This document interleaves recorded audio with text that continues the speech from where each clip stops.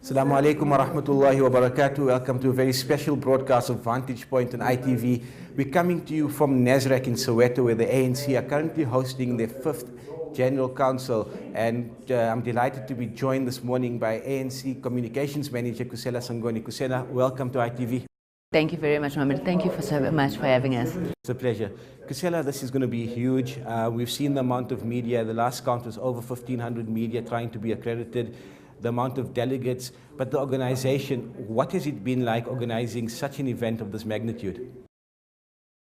I suppose it's historic in a sense because you're going to this National Policy Conference preceding the 54th National Conference that will take place in December. We're facing serious challenges in organization, and we see this event as being an opportunity to self-correct. This is the event where we must look at the challenges that are facing the movement. We must look at what is it that our people expect of us. When we speak about issues of job creation, when we speak about issues of fighting crime and corruption, how do we ensure that we give impetus to our policies to be able to respond to that? So from a logistical side, it is a nightmare. It's over 5,000 people that are supposed to gather here, but bringing them all together, knowing that there's a common purpose, makes it all worthwhile. Okay, you mentioned that this is going to be about self-correcting and things like that. Yesterday, the 101 veterans have said they're going to boycott it. Has that been a blow to the ANC in their bid for self-correction? It is unfortunate, Mohammed, given the fact that the first 2 days of this policy conference were requested by the veterans.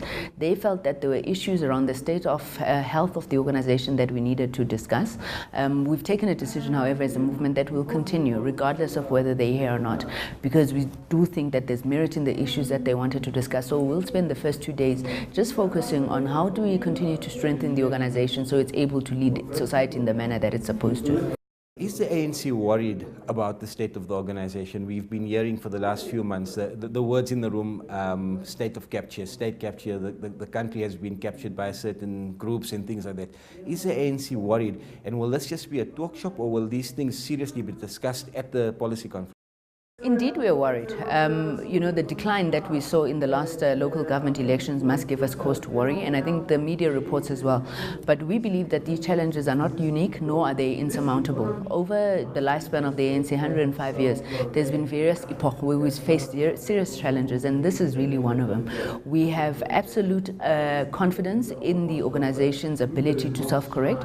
We'll sit around the room, we'll talk frankly on these issues. And we must accept that it is the ANC that would have brought these issues to the fore. Even the issue of state capture would have arisen from a discussion within the ANC where we were saying we must ensure that private interests do not begin to drive the agenda of the organization. So issues of factionalism, gatekeeping, and corruption will feature prominently in our discussions. Will this conference be more of to see what's going to happen in December's election, or will there be genuine policy being discussed and put forward? Because a lot of people are worried that this conference might be hijacked by different factions who would like to take over. We think that's just really mischievous. This is a policy conference which focuses on policy. We have seen in the past that you will have proxy fights where a policy issue is made to mean this faction or the other, but we don't regard it in that manner as the African National Congress. Whatever leadership that gets elected in December will be tasked with implementing the policies that come from this National Policy Conference. So we don't have very divergent policy positions as the African National Congress. We're going to come here, we're going to debate the contentious issues, the issue of radical economic transformation. We're going to debate monopoly capital and its in our understanding in the lexicon of the African National Congress. But most importantly, rather than preoccupation with ourselves and concepts, we must discuss how we create a better life for the people of South Africa. I've asked a lot of ANC people this question. Do you feel that the ANC sometimes is unfairly targeted because of the amount of work the ANC has achieved in the last 22 years? I mean, the amount of houses, the amount of schools, the amount of hospitals that have been built. Do you feel that the ANC sometimes is judged on a too high level because of what you have achieved? Mohammed, I think that in certain instances we will be victims of our success. However, that doesn't mean that we need to lower the bar. The people of South Africa expect from the ANC a higher moral ground. They expect that we will live up to the values of humility, integrity, selflessness that we've always known to stand for. So we wouldn't want, for example, to compare ourselves to an apartheid government, and we want to set a standard that is lower than which we should be held to. So I don't feel it's unfair targeting. I feel that rather we shouldn't open flanks for those who are opposed to the program of transformation to attack the organization, and that is what we need to close, because once we are able to do that, then the people of South Africa will once again become defenders of the ANC, and it won't be about unfair targeting. Yesterday we saw a very unfortunate incident where a journalist was targeted and victimized at his home. Will journalists at this gathering be free from victimization and things like that? I know it's a hard question for you to answer, but it's been in the news. Peter Bruce was victimized at his house, and we're not sure if that organization will be are the ANC members or not. They don't come across as ANC members. But just from a journalist point of view, will we be free to report as we wish from this conference? Well, the African National Congress firstly strongly condemns the action on Peter Bruce's house. We believe in media freedom, and we believe that is sacrosanct, and it's something that we as the ANC would have always fought for.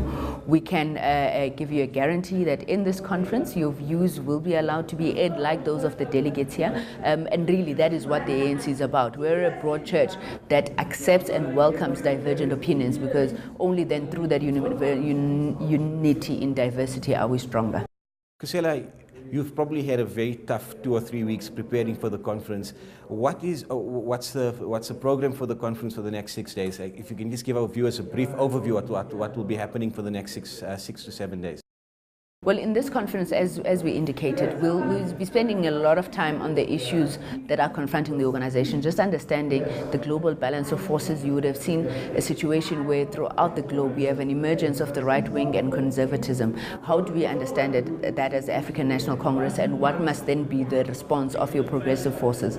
We're going to speak about organizational renewal and development, closing gaps within the ANC on issues of factionalism, but also is Luthuli House properly capacitated to confront the challenges that we need. So those are the first 2 days really. So the President this morning will deliver his opening address.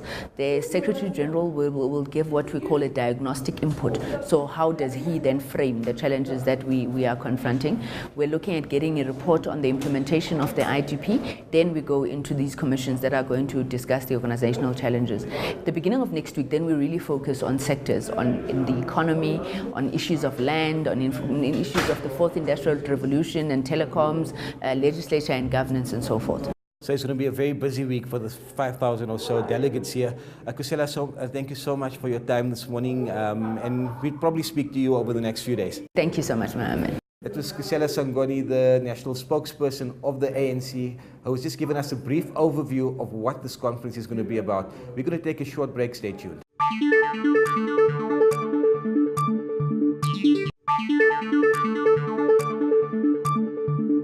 I'm delighted to be joined now by the Deputy Secretary General of the ANC, Ms. Jessie Duarte. DSG, thank you so much for being on ITV, and welcome. Thank you very much. DSG, we know it's a really important conference that's going to be taking place. Yes. As an NEC member of the ANC, are you concerned about the current state of the party? Well, of course we would be. Naturally, every 5 years the party goes into a phase of renewal, because we renew our leadership. We re-elect leadership every 5 years. And the reason we separated the policy conference from the elective conference was so that we could focus our minds on the issues of the people of South Africa. Within the party, there's been a lot of debate and discussion about factions and divisions, but that's not the preoccupation that's not top of our mind. We are concerned, however, with deep-rooted differences between people, and whether or not those are ideological, but our analysis is no. There's no ideological fight going on within the ANC. So from that point of view, there's unity of purpose. But people do have differences about who they prefer as leadership, and that for a period does create a difficulty.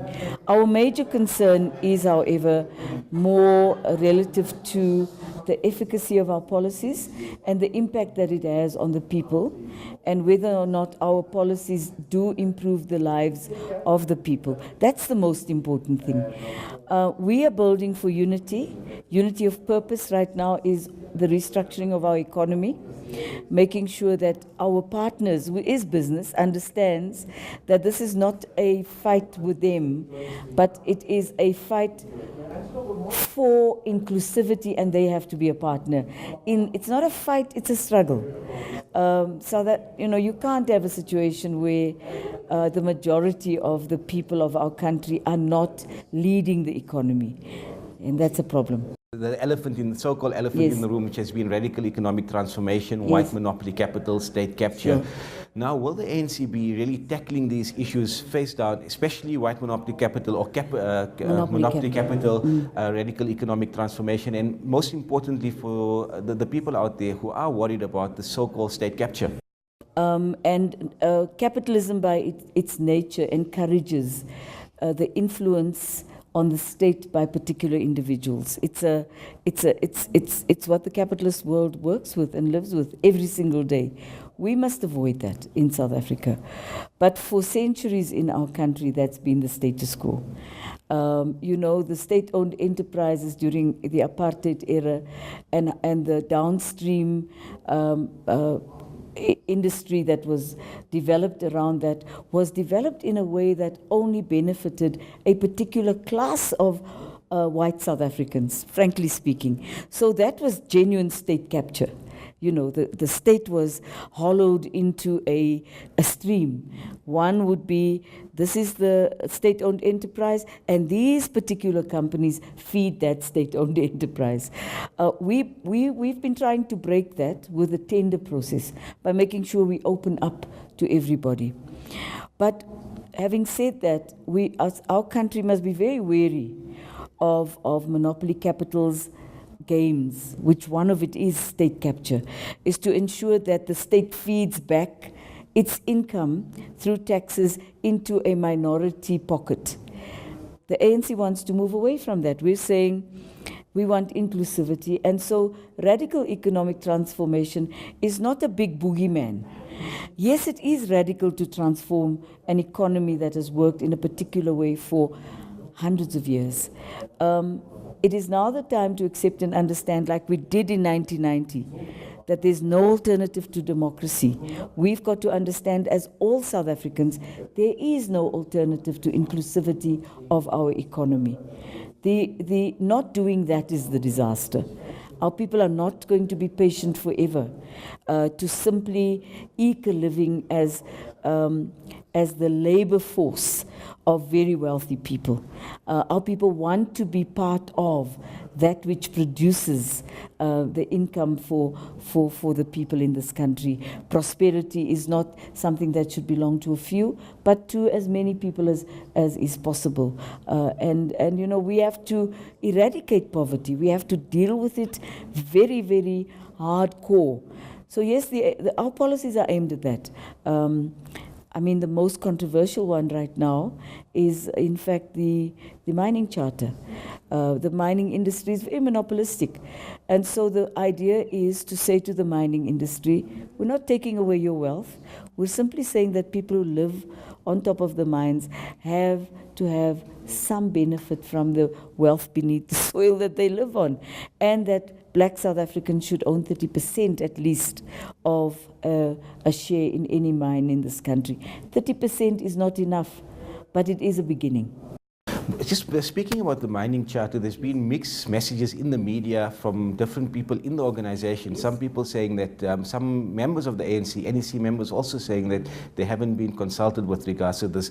Does this point to different factions and different groupings within the ruling party, within the NEC, making decisions, and some people are not aware of the decisions being made? There has been consultation, but perhaps what may have happened is that the final version of the charter, where they talk about 8%, that perhaps is something we were not aware of, but it's not a train smash.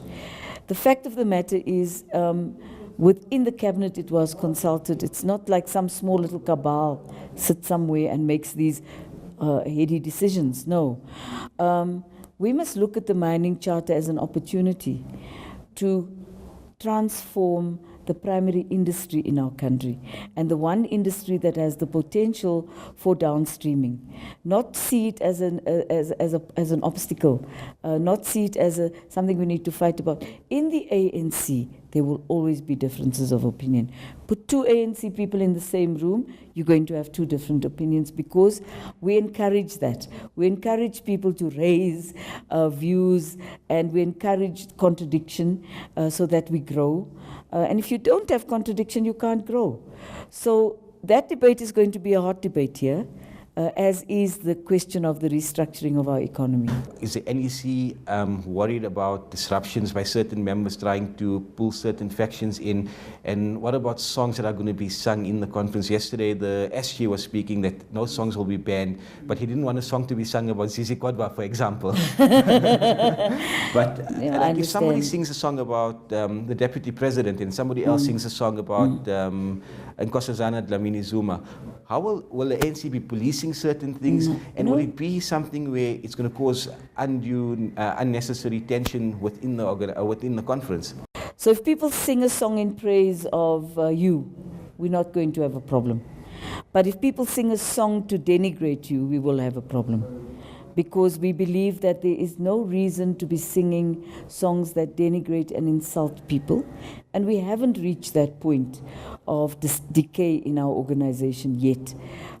We hope that nobody will do that, although as a precaution, we've made it a rule that there can be no negative songs. So that's the point we're making. Not that we're saying there must be no singing, or that we mustn't praise Kusela Sangoni, or Zizi Kodwa. There's nothing wrong with praising a person. The older adage is that speak for who you want to praise, not for who you want to downgrade. And finally, do you think the ANC will come out a more united organization after this conference, or do you think this factionalism and the so-called rift in the party will continue until December? Conferences within themselves, as a place where you go to, doesn't consolidate immediately like instant coffee unity. Conferences, and this conference we know will bring about a platform for unity in action and for a united voice on the issues that mean the most to the people of South Africa. And when you have unity in action and a program of action, that's how people unite. DSG, thank you so much for your time, and all the best for the next few days. Thank you very much, man. That was the Deputy Secretary General of the ANC, Ms. Jessie Duarte, and we're going to take a short break now. Stay tuned.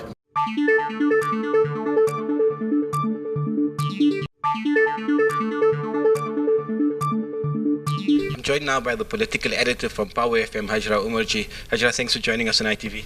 Thank you. It's good to be here. I actually watch fairly regularly, and I know the president likes being on ITV every now and then. Yeah, no, we had him, I think, once or twice on air. Hajra, the atmosphere at the policy conference seems to be a bit flat. Walking around the place, it just seems very flat. Is that probably what's happening in the party, with all that? What's your take on the atmosphere? So we attended quite a few regional conferences as well as provincial conferences in the build-up to this event, and we found the same thing at those events. It seems as though the mood in the country about the economic recession, for example, seems to have impacted upon ANC delegates. It seems as though ANC delegates also for the first time believe it's time to have serious discussions around economic policy, around leadership, around how the ANC is run, or delegates feel as though the party is going to become irrelevant. It seems to be a sober mood thus far, but there's certainly a lot of tough conversations that have got to be had in the coming days. Do you think the factional battles and the succession battle is playing a major role in what's happening? Are people scared to really say what they feel? It's interesting that the ANC NEC met on Tuesday, and the big thing that came out of that meeting was a standing order to not allow any songs in support of anyone except the ANC president. Now, that means delegates will not be allowed to sing songs in support of Cyril Ramaphosa, but they will be allowed to sing songs in support of President Jacob Zuma, because he, of course, is an ANC president. However, it is a conference of ANC branches, and they will ultimately have the final say on whether or not they overturn that ANC NEC standing order. Do you think the ANC will come out a united party, or will the factions just continue till December? I think the ANC has been pushing false unity for some time. And I think it is indicative of what happens behind the scenes in caucuses and what the leaders say. I think South Africans are increasingly beginning to distrust what ANC leaders say, and we saw the outcome of that in last year's local government elections. If that false unity continues, and if the ANC doesn't take economic policy discussions it's refused to have for 23 years now seriously at this meeting, then the ANC, as former President Kgalema Motlanthe put it, could lose the 2019 general elections. As a really experienced political reporter, what's your take? Do you think the ANC do stand to lose 2019? I think if you look at the election results and you crunch the numbers, historically we have seen the national and provincial elections follow the same pattern as the local government elections. For the ANC to drop from 62% to 49%, though, would be huge. If you crunch the numbers in terms of the local government elections, the ANC lost somewhere around 10% of support or 9% of support throughout the country, which means the ANC, if it follows that pattern, could still win the 2019 elections, but by a very, very small margin. And finally, Cyril Ramaphosa and Nkosazana Dlamini-Zuma, who's ahead in this so-called race? I think that's what we're here to find out, where the balance of forces really lie within the ANC. We have seen Cyril Ramaphosa being more widely accepted and running a campaign in the build-up to the 2019 general elections as ANC president. We've seen Nkosazana Dlamini-Zuma try to win the ANC's leadership race at all costs. I mean, she's become very populist in her rhetoric. So we'll see who has the right strategy, and we'll see at this meeting whose message has resonated with the ANC delegates. Thank you so much for your time. We're taking a walk now within the Nasrec precinct, where there are a lot of small vendors selling a whole lot of ANC merchandise. So all around me, if you look, there's a lot of vendors, but I'm delighted to be joined here by one of these vendors, which is Maud. Welcome to ITV. Thank you very much. So tell us more about the stalls and what you hope to gain from the next 6 days here at the conference. The conference will actually boost our sales because it has been quiet for some time, but because of the conference we are able to make some profit through what we are selling, because we sell Cuban shirts. As you see, we've got leather jackets, we've got t-shirts, so it would put the bread on the table for our kids. How's business going so far during the conference? Is it a bit slow at the moment? It's the first day, so we can't say much. We'll know maybe tomorrow or day after tomorrow. And like you've probably been to other ANC conferences, what's the crowd looking like? Because we're not so sure, but maybe you guys can help us. Is the crowd looking big this year, or anything that you've noticed? It would be a normal crowd in terms of the policy conference, because remember, it depends on the provinces. So normally it would be around the same. Don't change much. Okay, and then what's your top seller in your stall at the moment? It's Cuban shirts and leather jackets. Because it's cold at the moment, so I hope you've got gloves and beanies and all of that, eh? I do have, as you can see, we've got lovely scarves, we've got hand gloves, we've got beanies, we've got jackets. So in a conference like this, how much do you generally make? Are the things expensive? Do people complain about price? And do you have credit card facilities and things like that? We do, but with the recession, it's a bit slow. But they try to support as much as they can. Maud, thank you so much for your time, and good luck for the next 6 days. Thank you, it's a pleasure. So as I mentioned, we are in the precinct here where a lot of the ANC members are getting ready to sing in that. They're getting ready to go into the halls in that. We're going to try and bring you some more footage from the atmosphere outside here at the ANC, day one of the ANC National Policy Conference.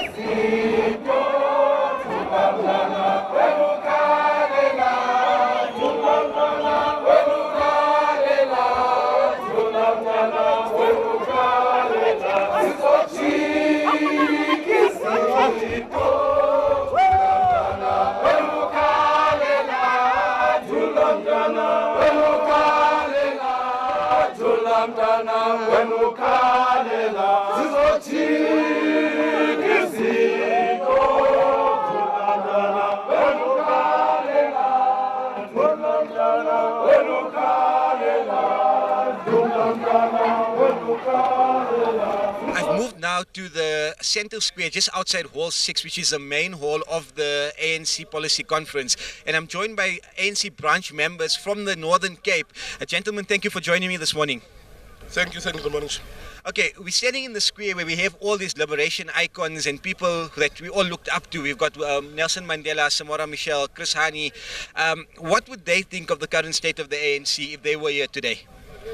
Obviously, the ANC is not in a good state, as you can see, throughout the country. And surely we are here today to come and correct some of the mistakes. Because we believe wherever they are not happy. And we'll try our utmost best as branch delegates to come and see what is it that we can correct to take the ANC back to where it belongs. It means to the people. Yes. Do you guys feel the ANC has lost its normal touch, the touch of the ANC for the people, the People's Party? Is it moved on to maybe a party captured or a party that doesn't care about the rank and file members anymore? Maybe Yankees, you can answer that question for me. Let me say is that the ANC does not lose the touch. You see, in any political party, in any home, there is sometimes things that are not right, but also if you are a husband or a man of a house, you must go and correct them. That's why we are here. Do you think after this conference the ANC will come across as being a more united party, or do you think the factionalism will continue till the December conference? I think that we will come out here very united. You see, this is the year of conference. It's an obvious case that there will be some people who are lobby amongst each other. So it's an obvious case. There are people who want Nkosazana Dlamini-Zuma, the others they want Cyril Ramaphosa. But I think that the Northern Cape pronounced it himself during our provincial conference where we sat as a conference that we support Cyril Ramaphosa for the next president. Thank you guys so much. So it's very interesting. The Northern Cape have put their backing to Deputy President Cyril Ramaphosa. But for the next few days, we're going to see what kind of support each of these provinces bring. We know the Women's League want want Nkosazana Dlamini-Zuma as the next president, while many provinces have their own choices. But whatever we say now, the next few months are going to be very interesting in the grander scheme of things in the country. I'm joined now by Maulana Muhammad Mahmood, who will be leading the prayer, the Muslim prayer at the beginning of the conference. Maulana, assalamu alaikum, welcome to ITV. Wa alaikum salam wa rahmatullahi wa barakatuh. Maulana, it's important that Muslims assimilate with the majorities of the country, and it's really touching that the ANC have requested Muslim people to come through to make the opening dua as well. Yeah, no, it is very important that Islam also is represented. I mean, we're in a country where we'd like to practice our Islam freely, so it's important that we stay in the forefront as well. So what will your duties be today for the opening ceremony of this conference? Just basically the dua. So you'll be making a dua and basically just like a blessing to get the ceremony started. It will be a multi-faith prayer as well, eh? Yes, it will be. And what are your expectations for the next few days? What the ANC, as a Muslim person living in South Africa, what would you like the ANC policy to be going forward? Well, I'd like it to be open, something that's going to look after all of us. I mean, it should cover all of us, especially us Muslims. I mean, I'd like to see more of Islam out there, and so yeah, basically that. And probably a better future. I mean, there's policies hopefully that benefit us, but benefit us mostly as Muslims as well. Molana, Jazakallah so much, and we wish you all the best for it's going to be, there's 5,000 people, so there's no pressure on you today. No pressure. Jazakallah, Molana. This is Molana Mohammed Mahmood, who will be giving the opening prayer at the ANC policy. We're going to go into the hall now to see what we can bring for you from inside the hall before the conference starts, and then we'll also bring you some of the bits of the speech of the president, which he'll deliver in a few minutes' time.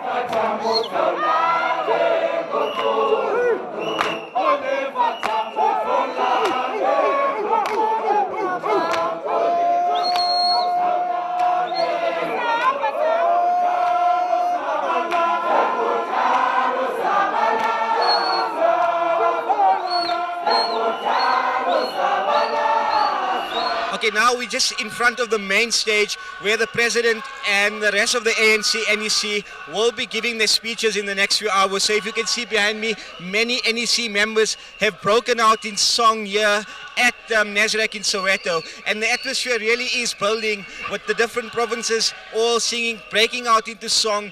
Maybe some of the songs are in pro-President Zuma, some of them are anti, and it's just, the atmosphere is electric at the moment here. And as you can see, I'm just walking back now because the Eastern Cape group behind me are walking towards us now. And if you look on this side here, I see a lot of the ANC NEC members. So it is a show of unity at the moment, but we don't know how true this unity of the ANC is. So we're going to keep you updated for the next few hours, the next few days here on ITV of what's happening at the ANC National Policy Conference.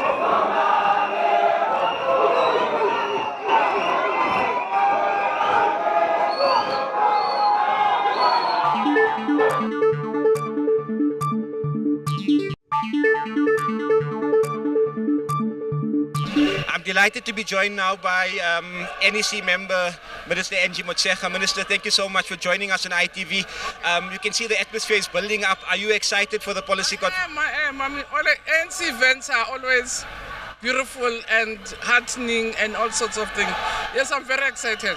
Are you, on a more serious note, are you concerned about the state of the party, and do you think this conference will help unite the party going forward?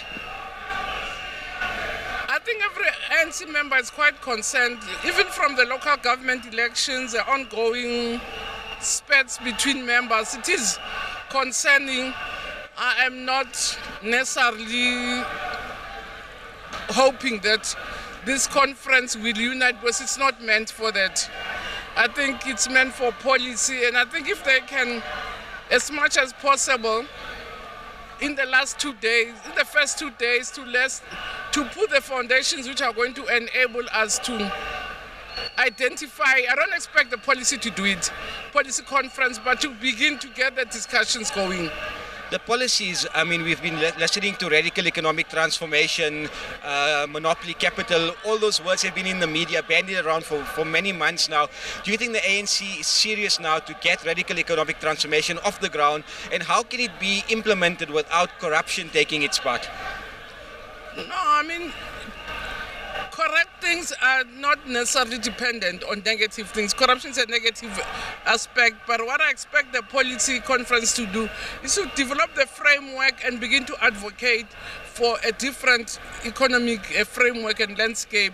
Again, I don't necessarily think that any changes that are needed are going to be either influenced by either whether there's corruption or no corruption, but it's just an agreement on broad policy frameworks.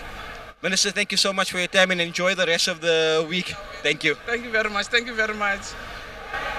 That was Minister Angie Motshekga speaking to us broadly on what she expects from the conference. But we're in the main hall now and the atmosphere is building up. I'm sure the President will be here shortly and then we'll have to all move to certain areas. I'm joined now by Minister David Mashlobo.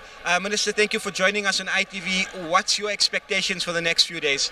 Well, this is an exciting time for the ANC. We'll be coming here, delegates across the various parts of our country.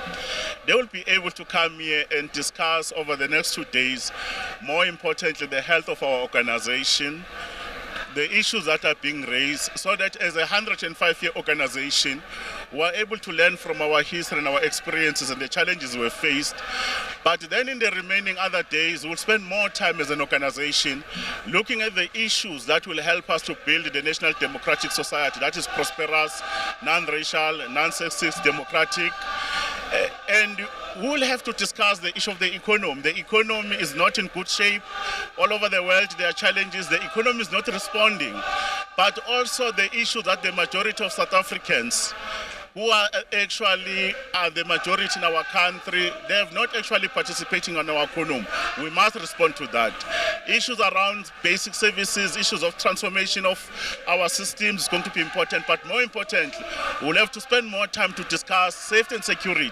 Citizens must be able to feel safe in their own country, be able to do whatever they want to do, but we also have to deal with the issues of the scourge of corruption within our country and as a global phenomenon, and what concrete steps are we going to do. But South Africa, remember, we're part of the international community. We have to look at our relations with other parts of the world in the global village in pursuit of our peace and friendship ideals as enshrined in the Freedom Charter. Minister, something that you mentioned about the health of the party, but the veterans have boycotted this function. Do you think it's a blow to the conference? Well, the leadership of the ANC, as we have said, we have the SG on behalf of us as members of the National Executive has issued a statement. It's very unfortunate that they have chosen, because we thought as the NEC we can be able to draw within their own wisdom to be part of this gathering. But more importantly, the ANC is not going to tire to engage its veterans and other members of the organization that have issues, because the ANC is a leader of the society. And finally, do you think this conference will run smoothly, or is it going to be broken up by the succession battle from December? Well, the issues of succession should not be part of the discussion. We're discussing policies, but there might be one or two temptations, which is a reality. But the reality is that we're going to have a very frank, candid, robust discussion about the issues that face our country, because the ANC as a leader of this society must be able to discuss even difficult matters and be able to do a reflection, then craft a way that will be actually give hope, inspiration, because a number of people only believes that only the ANC has the capacity to change their lives for the better. Minister, thank you so much for your time. Okay, thank you. That was Minister David Mashlobo speaking about his expectations. And as you can see, everybody is really happy about this conference. Thank you so much. And now I'm delighted to be joined by Minister Naledi Pandor. Minister, Assalamu alaikum and Juma Mubarak to you. Wa alaikum salam, Juma Mubarak to you and all the viewers. Minister, are you excited? You can see when you see all the songs being broken out, the atmosphere has built up. Initially it was a bit flat, but you can see the atmosphere has built up. Are you excited for the next few days? Yes, I am. I think a policy conference of the ANC is always a very exciting space where we get down to discuss the brass tacks of what must be done in order to advance development in our country. The ANC, the SG has also mentioned that you're going to look at the health of the organization. There has been a lot of negative reporting in the media.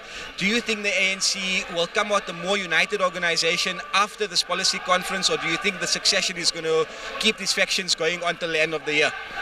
I'm convinced that the broad membership of the ANC understands that unity is a prized characteristic which must be part and parcel of our organization. So I believe after 5 days of deliberations here, we will emerge with a sense that our organization must be disciplined, that we must stand together, and that we should honestly confront the challenges that face our organization and our country. The elephant in the room at the moment, which is state capture, will there be a discussion on convincing the president to appoint a commission of inquiry into alleged state capture? We've already agreed that that must happen, so there's no need for persuasion. I think what would perhaps be said by delegates is that we must do this with speed. But we've agreed that such a judicial commission should be appointed. It's been agreed by the NEC. The president himself committed to it. Minister, are you a bit concerned that this conference could be derailed by the succession battle and the different so-called slates that could be running in December? No, I think members understand that we are here to discuss policy, and policy is a very serious part of the lifeblood of our country. And they know that the December conference is the one that will decide the candidates and the nominees for the various positions. So I think while they might very well have particular preferences, this won't be the place. They can talk to each other, try and persuade. We don't even know who the candidates are as yet, because it's in December that we will elect our leadership. I understand finally a lot of people have touted your name as to be one of the leaders who could be elected in December. Would you accept? There are no nominations as yet, and I think let's focus on policy for now and really do the work that we must do to correct some of the ills in our society, the inadequacies in our organization, and to begin to focus on the people of South Africa, because that's our job. Thank you so much for your time. Jazakallah and Assalamu alaikum. Wa alaikum salam, and thank you very much. It was Minister Naledi Pandor also speaking about her expectations, and I did ask her the question if she'd be interested in a position in the ANC elective conference, and she said nominations have not been open yet. But it's interesting just standing here and listening, speaking to some of the NEC members. There is a sense of unity and a unity of purpose of what will be discussed here, and I think the ANC are going to be quite strict if it comes down to this conference where only policy and radical economic transformation, monopoly capital, all the usual buzzwords that's been in the media will be discussed over the next 5 days. And the ANC seem very convinced that hopefully the ANC could come out a united movement following this conference. I'm joined now by Susan Boyson from Wits University. Ms. Boyson, thank you for joining us. The atmosphere is building up now, but we see a lot of unity on the stage behind us. Yes, you know, the new thrust of the ANC is unity. But then we see also the groups dancing in front of the stage. They are quite Premier League, Women's League, pro-Zuma, pro-Nkosazana Dlamini Zuma people. And because they are there, I'm sure things are going to start heating up in a whole. Do you think we're going to have disruptions in this conference due to the factionalism in the ANC? You know, probably not, because the main proceedings are very structured, are in the commissions, and the big show of the display is here in this venue to show off against other factions, against other provincial delegations. But I think the ANC will do its best to clamp down on pro-candidate pronunciations. Do you think the ANC will come out a more united organization following this conference? It's probably not, because I think the divisions and the issues run much deeper than what we see evident in policy deliberations. And because people are really gearing up for the end of the year, so much in the ANC is structured around the top leadership, those few positions there. And that will be suppressed to the end of the year. Thank you so much for your time. You're very welcome.